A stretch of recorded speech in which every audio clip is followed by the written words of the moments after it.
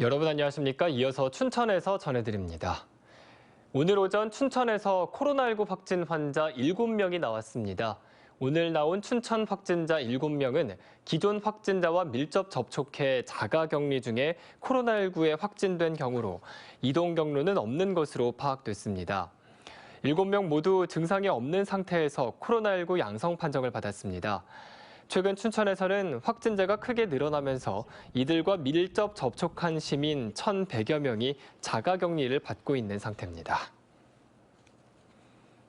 강원도의 정밀 의료 산업이 규제 자유특구로 지정됐습니다. 중소벤처기업부는 어제 국무총리 주재로 규제 자유특구위원회를 열어 오는 2025년까지 춘천과 원주 7개 병원과 연구기관 등을 정밀 의료 산업 규제 자유특구로 최종 확정했습니다. 강원도는 그동안 규제에 막혀 활용이 어려웠던 개인 의료 정보를 인공지능과 결합해 만성 간질환과 전립선 암 등을 조기 진단 치료할 수 있는 기술을 개발할 계획입니다. 이재수 춘천시장은 취임 이후 3년의 성과로 시민 주권 강화와 문화도시 지정 등을 꼽았습니다. 이 시장은 기자회견을 통해 지난 3년 동안 마을자치지원센터와 지혜의 숲, 농업어인 회의소 등이 설립돼 직접 민주주의와 수기 민주주의에 기반이 마련됐다고 밝혔습니다.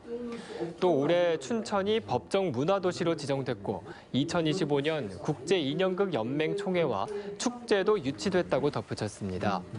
이재수 시장은 앞으로 수열에너지와 반려동물 사업 등을 춘천의 미래성장 산업으로 키우겠다고 밝혔습니다.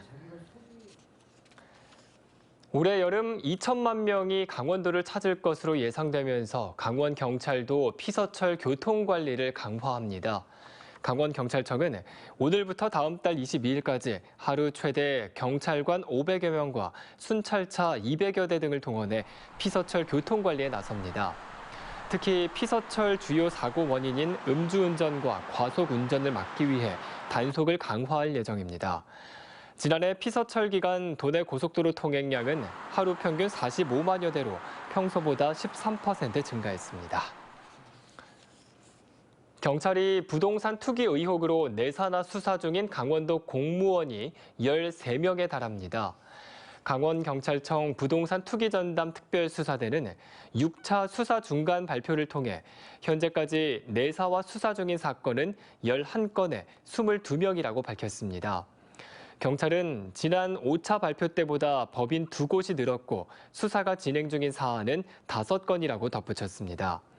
수사 대상자를 신분별로 보면 공무원이 13명으로 가장 많고 LH 직원 3명, 일반인 4명, 법인 2곳입니다.